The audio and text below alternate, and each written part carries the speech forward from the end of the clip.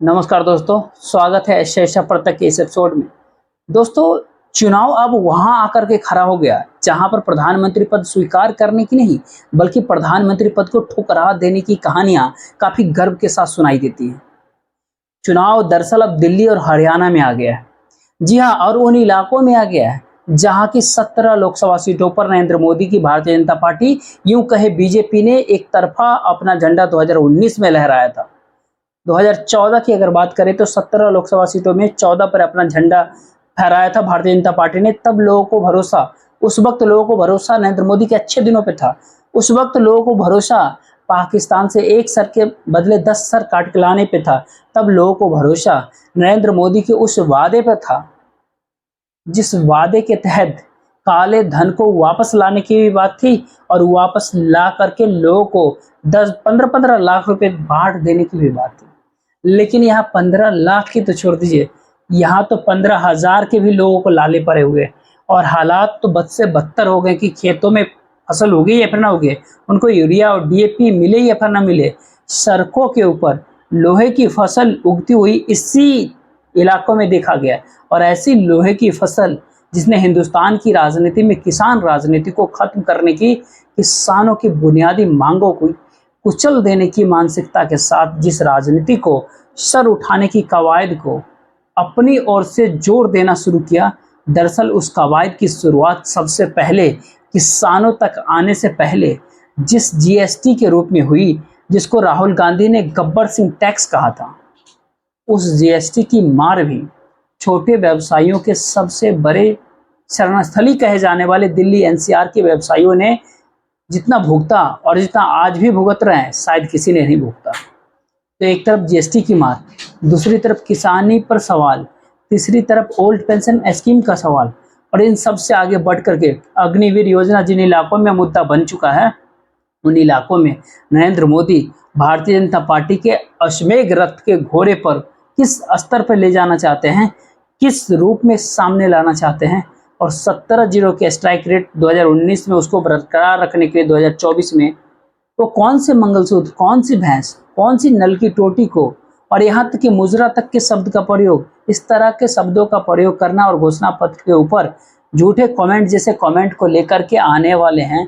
दरअसल इस पूरे कमेंट को लेकर के कोई जितना भी लेकर कहेंगे, उससे आगे इस इलाके के लोग पहले से ज्यादा अपडेटेड रूप में मौजूदा वक्त में दिखाई पड़ रहे हैं। 17 लोकसभा की सीटें, 17-0 का स्ट्राइक रेट 2019 के लोकसभा चुनाव में, ये ड्रीम स्टार्ट यहीं पे मिला था भारतीय जनता पार्टी को, बीजेपी को। क्या ड्रीम स्टार्ट और स्ट्रीम स्टार्ट का ड्रीम एंड होने वाला इस बार 2024 में? और इस वैकल्पिक राजनीतिक की भूमिका क्या वहीं से निकले होगी? कई सारे सवाल इस दौर में हैं। कहाँ से बात की जाए? अंबाला की सुरक्षित लोकसभा सीट से बात करें, सिरसा से बात की जाए, दिल्ली के पूर्वी इस मतलब नॉर्थ ईस्ट दिल्ली में कन्हैया कुमार बनाम मनोज तिवारी से बात की जाए या फिर मनोहर लाल खट्टर से बात की जाए। घूम फिर करके मिलियन सिटी में राज बब्बर का करिश्मा कितना चलेगा, सवाल वहां पर जाकर के रुक जाता है। लेकिन राजनीति में सवाल कभी ठहरते नहीं और सवाल ठहरते नहीं है, इसका जीता जागता उदाहरण जो है किसान आंदोलन से लेकर के महिला पहलवानों का आंदोलन देश ने देखा है, एसएससी के छात्रों का आंदोलन देखा और इन सब से आगे बढ़ करके इन आंदोलनों की शक्ल में मिडिल क्लास के बीच, मध्यम वर्ग के बीच एक ऐसे वर्ग का तैयार होना भी लोगों ने और समाज ने देखा और उसको एक राजनीति के, पॉलिटिक्स के टूल किट के तौर पर, वोट बैंक के टॉल किट की तरह पर इस्तेमाल होते हुए देखा, जिसके भीतर इन सारे वर्गों को किसी ने खालिस्तानी कहा, किसी ने मवाली कहा, तो किसी ने टुकड़े टुकड़े गैंग कहा, किसी ने सियासत राजनीतिक के इस धारा को, सांप्रदायिकता को एक चिरस्थायी रूप देने की एक ऐसी कवायद शुरू की जिसका सबसे बड़ा असर जो है इसी इलाके के भीतर दिखाई दिया। लेकिन क्या अब वो असर बचा हुआ है? और क्या उस असर के लिए राजनीतिक जमीन आम लोगों ने बचने दिया है? उम्मीद तो कहीं दिखाई नहीं पड़ती, क्योंकि अगर बचने दी होती तो नूह और मेवात की घटना को भारतीय जनता पार्टी पता नहीं क्या बना देती। आखिर किस प्रकार से सत्ता के खेल को पलटने की कवायद में सांप्रदायिकता की घी जो है और सांप्रदायिकता की आंच दोनों को एक साथ सुलगाया जा चुका हो, लेकिन ऐसा हुआ नहीं। क्यों नहीं हुआ?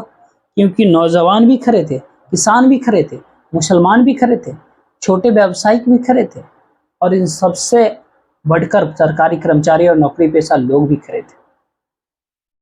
आखिरकार दिल्ली की सीट हॉट सीट बनी हुई है, खास करके नई दिल्ली की सीट। बांसुरी स्वराज और उनके सामने आम आदमी पार्टी के नेता सोमनाथ भारती इंडिया अलायंस से उम्मीदवार है। दरअसल इन 17 लोकसभा की सीटों पर आम आदमी पार्टी 5 सीटों पर चुनाव लड़ रही है, तो वहीं 12 सीटों पर कांग्रेस पार्टी चुनाव लड़ रही है। 4 सीटें आम आदमी पार्टी दिल्ली में चुनाव लड़ रही है, तो 1 सीट हरियाणा में चुनाव लड़ रही है।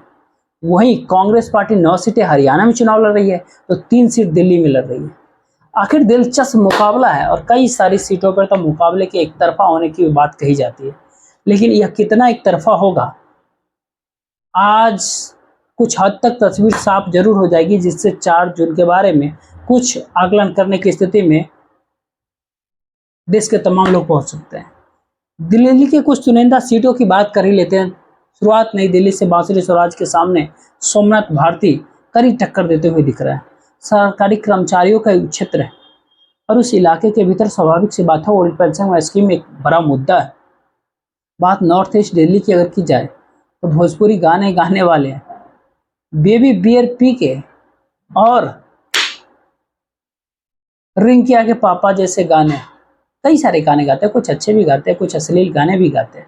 मनोज तिवारी 10 सालों का हिसाब जनता वहां मांग रही और हिसाब मांगने के लिए कांग्रेस पार्टी की तरफ से पुराने वामपंथी छात्र जीवन में वामपंथ के सहारे शुरू किए कन्हैया कुमार अब अपनी राजनीतिक शिनाख्त बदल करके कांग्रेस के टिकट पे चुनाव लड़ रहे हैं।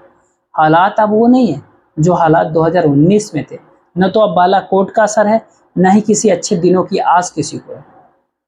लोगों को बस अपने उसे पुराने दिन की आस है, जो अच्छे हो या फिर बुरे हो, लेकिन लोगों के लिए एक उम्मीद भरी किरण के रूप में आज भी वही पुराने दिन लोगों को अच्छे लग रहे हैं। तो क्या उस पुराने दिनों की वापसी के लिए लोग वोट इस बार कर रहे हैं?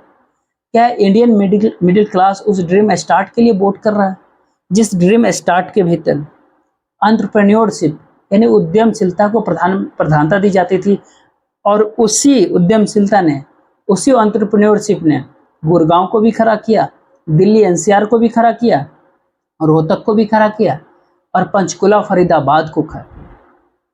आखिर दिल्ली के भीतर द्वारका और नरेला जैसे उपनगरों को भी खड़ा किया। तो क्या यह उपनगर, बात अगर नरेला के इलाके की जाए, तो क्या वहां सुरक्षित सीट पर उसी तरह भाजी पड़ेंगे योगेश चंदालिया पे? क्या कौन किस पर इस बार भारी पड़ेगा? और क्या कुलदीप कुमार इस दिल्ली में भारी पड़ जाएंगे? यहाँ पर चर्चाएं हो सकती है, लेकिन महाबल मिश्रा के बारे में ऐसा बोला जाता है कि भारतीय जनता पार्टी बीजेपी शायद बहुत मजबूत चुनौती वहां पेश नहीं कर पा रही है। दिल्ली का हाल दिल आज आपके सामने होगा कि किसकी चुनौती में कितना दम।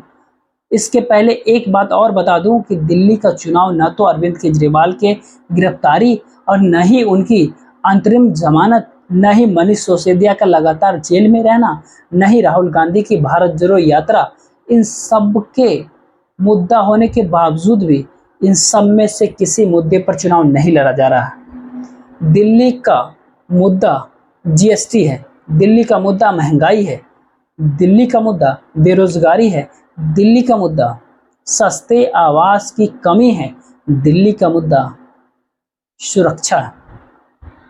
पूरी तरीके से उपभोक्तावादी संस्कृति में डूबा हुआ दुनिया के सबसे बड़े महानगरों में शुमार भारत की राजधानी दिल्ली 7 लोकसभा सीटों के ऊपर फैसले जो करते रही है, पहले भी कर चुकी है कि महंगे प्याज के मुद्दे पर राजनीति बदल देती थी। आज भी दिल्ली का चाल चरित्र और चेहरा उससे बदला नहीं है। दिल्ली का चाल चरित्र और चेहरा अभी भी अपने मुद्दों के आधार पर, और मुद्दों के आधार पर ही नरेंद्र मोदी के लिए जगह भी बनी थी, लेकिन नरेंद्र मोदी तो आ गए, मुद्दे वहीं के वहीं धरे के धरे रह गए और अब इन मुद्दों के ऊपर 7 सीटों, दिल्ली के 7 लोकसभा सीटों पर फैसला लेना है।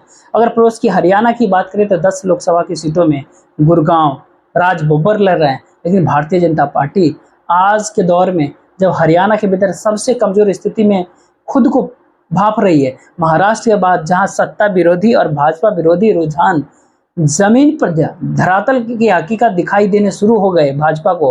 हरियाणा में कदम रखते ही बात शुरू हो जाती है। उससे थोड़ा बहुत बचा हुआ कुछ अगर दिखता है तो गुड़गांव के हैराज ही दिखते हैं। गुड़गांव के उपभोक्तावादी संस्कृति में रमे हुए वोटर ही भारतीय जनता पार्टी के लिए इस बुरे दौर में भी हरियाणा के बेहतर उम्मीद की किरण जगा करके रखे हैं। लेकिन वो उम्मीद की किरण नतीजों में इस बार बदलेगी क्या? हाईराज वाले वोटर 40-50% से ज्यादा वोट इस बार कर पाएंगे? राज बब्बर हाईराज के भीतर ही लोकप्रिय है। राज बब्बर का सिनेमाई चेहरा आज भी ग्लैमर को अपने साथ खींच करके वोटर्स के बीच लेकर के आता है। और वो चेहरा निश्चित ही तौर पर अगर बहुत सागोई के साथ अगर बोला जाए तो जिस दौर में नरेंद्र मोदी को उनके मोहल्ले में भी कोई नहीं जानता होगा, उस दौर में हिंदुस्तान के चप्पे चप्पे में राज बब्बर को लोग जान रहे थे। 2001 में मुख्यमंत्री पद संभालने के पहले कितने लोग थे जो नरेंद्र मोदी को जान रहे थे? लेकिन राज बब्बर को उससे 20-25 साल पहले से भी हिंदुस्तान की आवाम ने जानता था। समाजवादी के टाइम से लेकर के निकाह मूवी और बॉलीवुड के कैरियर के दरमियान उनको लोग जान रहे थे। खैर, वक्त बदल गया। वक्त अभी है नामदार बनाम कामदार की। नरेंद्र मोदी बात करते हैं, नामदार दोनों हैं। बस नरेंद्र मोदी का कैंडिडेट गुड़गांव में नामदार नहीं है। फरीदाबाद में भी गुर्जर समाज कितना भारतीय जनता पार्टी के साथ टिका रहेगा, ये बात कहना मुश्किल है, क्योंकि सचिन पायलट भी इस इलाके में रुचि लेते हैं। बाकी हरियाणा की चाहे सोनीपत हो, रोहतक में दीपेंद्र सिंह हुड्डा आज के दौर में मजबूत स्थिति में दिख रहे हैं। वोटर्स कितना किसके पक्ष में मजबूत दिखेंगे ये तो खैर पूरी वोटिंग के बाद ही पता चलेगा, लेकिन रुझानों में वो काफी मजबूत जरूर दिखे हैं। अब रुझान कई बार हवा भी बनाई जाती है, लेकिन वो हवा है, हकीकत है या अफसाना है, ये आज जरूर पता चल जाएगा। सिरसा में कुमारी शैलजा की स्थिति अच्छा बताई जा रहा है। मनोहर लाल खट्टर की स्थिति अच्छी नहीं बताई जा रही है उनकी सीट पर। करनाल कभी भी 10 साल के मुख्यमंत्री को देखते हुए, 9 साल के मुख्यमंत्री को देखते हुए उस शहर में अपना नाम नहीं लिखा पाया जो 10 साल के भूपेंद्र सिंह हुड्डा के कार्यकाल में रोहतक ने लिखवा दिया। कमोबेश यही स्थिति सोनीपत, पानीपत, अम्बाला, कुरुक्षेत्र, झज्जर, इन सब क्षेत्रों की जाट चेतना, सर्व खाक पंचायत की चेतना और इन सब के साथ साथ जो है दलित चेतना और इन सब से ऊपर राहुल गांधी की 5 गारंटी सब पर भारी पड़ते हुए दिख रही है। देखिए जय